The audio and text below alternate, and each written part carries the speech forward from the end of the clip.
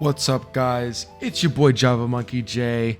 Today I'm going to bring you guys a Season of Discovery PvP tier list. We're going to talk about specs that are doing well in PvP right now, specs that aren't doing well in PvP right now, and everything in between. So if you're new to the game and you're looking to start a new character, and let's say you really enjoy PvP, maybe this will give you a good guide as to what class to pick, what to start off with, etc. So before I get into it, there was recently a balance update, and so some of the classes listed here have changed slightly, but I'll range the classes how they performed before the balance update first, and then once I've sort of laid everything out, I will go back and readjust the classes based on the balance update from a more speculative view. So let's get into it.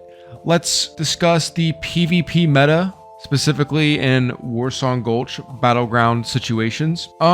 There are going to be a couple specs that I'm just straight up not going to talk about. Some of those specs are going to be Frost Mage, both Hunter specs besides Beast Mastery, Subtlety Rogue, Demonology Warlock, Arms Warrior, Holy Priest, and Assassination Rogue. The reason that I'm not going to talk about these specs is because it turns out in Season of Discovery, the majority of your power is going to come from not necessarily your spec, but more so the runes in which you are equipping. And I would say that's largely because we only have 15 talent points to work with right now, so maybe talents just aren't quite as impactful as they will be at later stages of the game. But as it so happens, 90% of the time, it's going to be the runes that make a character great and not the talents. The talents are generally set in stone across multiple different runes, just because there isn't a lot to work with across some of these classes. So saying that, for example, when I talk about Mage, I'm going to talk about DPS Mage,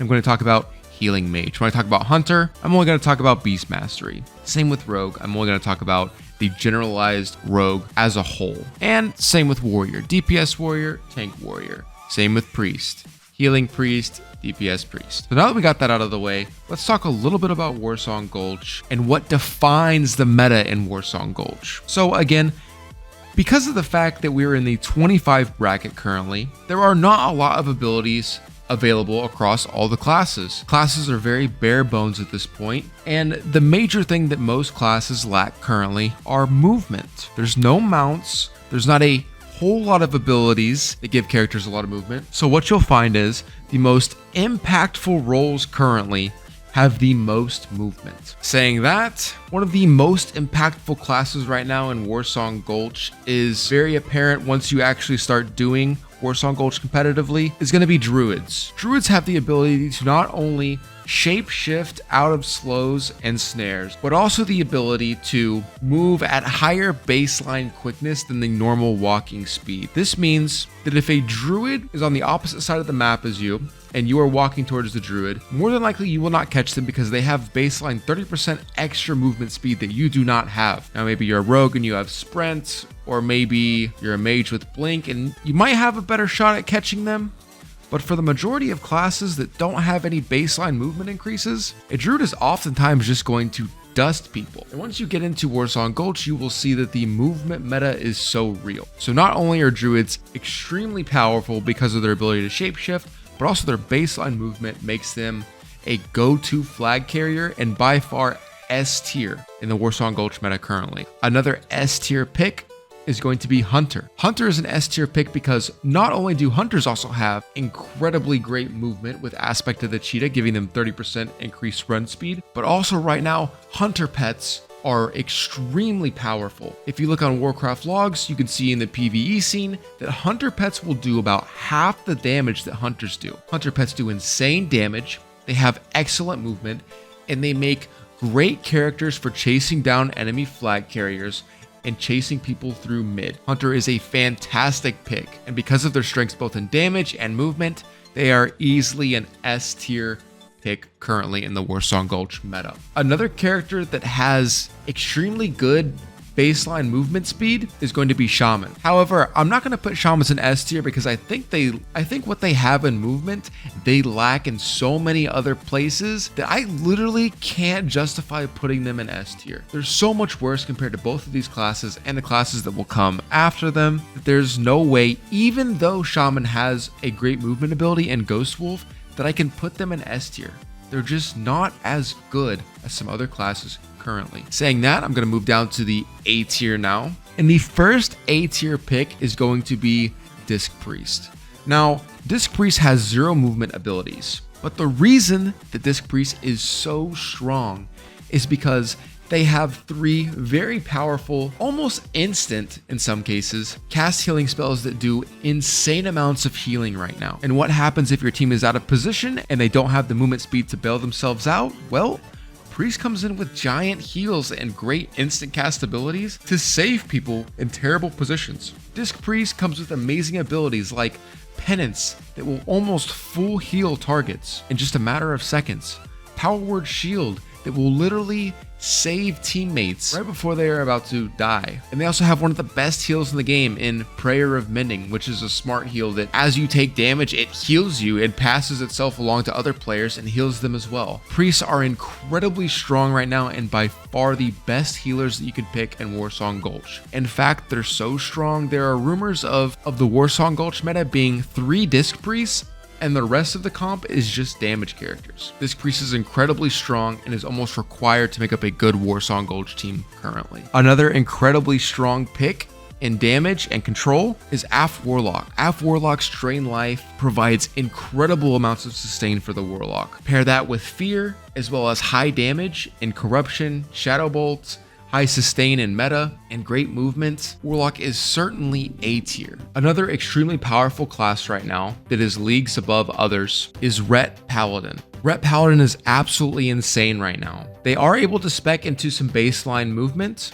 but that's not really what makes Ret Paladin so powerful. Ret Paladin has great utility in Blessing of Protection and Blessing of Freedom, as well as great buffs like Blessing of Might, Blessing of Wisdom, and Blessing of Kings. These provide crucial buffs to your team, as well as great utility for flag carriers and other teammates that are out of position. Not only do Ret Paladins bring great utility, right now Ret Paladins hit like an absolute truck. And while Warlock is a slow burn, Ret Paladin has incredible burst damage. Oftentimes, Ret Paladin can one-shot enemies, especially Clothies, with Crusader Strike and a Divine Storm combo. Ret Paladin is insanely powerful right now, and they work as one of the best frontlines in the game currently. Moving out of A tier, another very strong class right now that I would say is in a really good position is Rogue. Rogue has always been good in Warsong Gulch. They have good movement, they have great burst damage, great control options, but Rogue is often defined by the player that is using the class, not the class itself. The class has always had a high skill ceiling and can be very deadly in great hands. But saying that, Rogue can also be extremely ineffective if someone is not well versed in positioning, really creative in their combat, and overall it is hard to be good at Rogue. So by putting Rogue in B tier, I'm not saying that Rogue is bad, I'm just saying it's not an instant win, and there is a great amount of finesse in Rogue to be successful. Another class in a similar boat here is Mage. Mage does decent damage, they're okay in team fights, and their Living Bomb allows them to do great AoE damage. Their Polymorph allows them to have great CC, but again, Mage isn't incredibly strong right now. And the value that comes out of Mage is going to depend a lot on the player playing the class. Does your Mage poly the right targets? Is your Mage using Blink Effect? Does your Mage know when to Living Bomb targets versus spam arcane spells? Mage is in a good position, but it's not an instant win pick. And oftentimes, both Mage and Rogue alike will lose one-on-ones to the classes listed above them. They aren't bad picks, but you certainly wouldn't want to take more than one of these. And to continue on that line of thinking, Warrior also fits that bill. There are great reasons to take a Warrior to Warsong Gulch.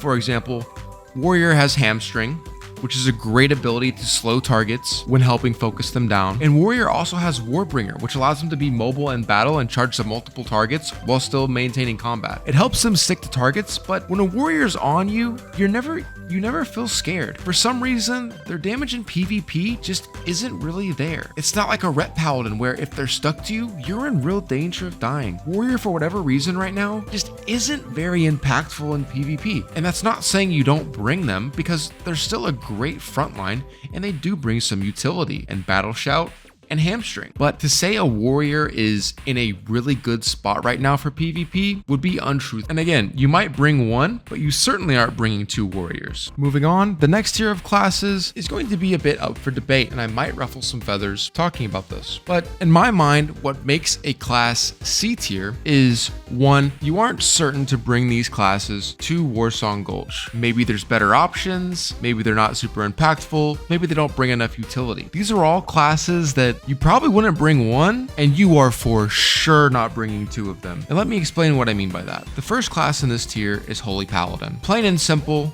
this is a very easy explanation. In PvP, you are never going to take a Holy Paladin over a Disc Priest. Why? Holy Paladin has to sit there and hard cast any heal, versus Priest, they rarely have to cast. Most of their impactful healing spells are instant or seemingly instant, and they have great mobility. Holy Paladin still brings the utility that Paladins always bring in the form of blessings and buffs, but their healing just isn't there. And when you have to sit there, stand in one spot and cast, in a meta where movement is everything, Holy Paladin just doesn't make up for healing. It doesn't feel like it's as impactful as Priest, and for that reason, you almost never want to take a Holy Paladin. You almost always would prefer a Disc Priest. They're that much better. So while Holy Paladin isn't a throwing pick, it's certainly not a good one. And that can unfortunately be said for all of the current healers right now outside of Disc. Because of the movement meta, because of how much active positioning must be happening during the Warsong Gulch, it feels really bad right now to stand in one spot and cast heals. Both Resto Druid and Resto Shaman just don't do enough healing. They don't have enough of their toolkit yet to be super impactful in BGs. And in all cases, when you're deciding what healer do I want to bring to this BG, you almost never want to bring something that's not Disc. And that's because Disc is so powerful right now. So it's not necessarily that these specs are incredibly bad, but it's just there is a way better and more obvious option available to you at all times in PvP, and that is Disc Priest. That's how much better it is. And again, Shaman does have movement, but it doesn't make up for the fact that they just don't do a lot of healing right now. They don't do a lot of damage either. And that brings me to the next class on this list, Elemental Shaman. Unless an Elemental Shaman is casting Lava Burst, they're doing nothing. Their spells don't hit hard. The totems are annoying, and they do provide some utility with those totems, but that's all Shaman is right now. Shaman is just annoying. Shaman is not in a good spot in the 25 bracket, and I think it's largely because they don't have enough of their toolkit yet. I think Shaman will eventually become very impactful and a very powerful class, but right now, they're just in a really bad spot. And since we're talking about it, let's go ahead and get it out of the way. Enhancement Shaman is in the exact same boat. They don't have enough scaling right now on their Lava Lash. A lot of their attacks aren't scaling correctly from weapons, and they just feel really bad. Moving on from absolutely dumpstering Shamans, let's talk a little bit about Warlock again for a second. The next class going into the C tier is Destro Warlock. For the same reasons that the Holy Paladin is in the C tier, Destro Warlock is also in the C tier. Why would you ever want to stand and cast in one spot when you can get all of the same utility, the same damage, maybe even more, and more sustain just by playing a different spec? For Destro, you're standing still in your hard casting Chaos Bolts. You are standing there and you are cast. You still have fear, you still have great utility, you still have decent sustain with things like Master Channeler, but you have to sit there and you have to cast in a meta that requires an intense amount of move because there is a lack of movement abilities in the game. Just like other classes in this list, there are just better options than Destro within the same type of character. You'll never play Destro because you'll always be better off playing App. So you certainly aren't taking this into a pre-made, and you are most definitely not taking two. And this rounds out the C tier. Let's move on now to D tier, which I'm going to classify as essentially a throw pick. And I know people are going to get upset with me. They're going to get mad at me. They're going to say, oh, this class isn't a throw pick. I love this class. Well, unfortunately, the numbers don't agree with you. I've played many Warsong Gulches. I've done a lot of PvP, and these classes right now need help. And you know what? Blizzard agrees with me, and we'll talk about this later on. Boomkin, D tier. There's not much to say here. Boomkin doesn't do enough damage. That's it.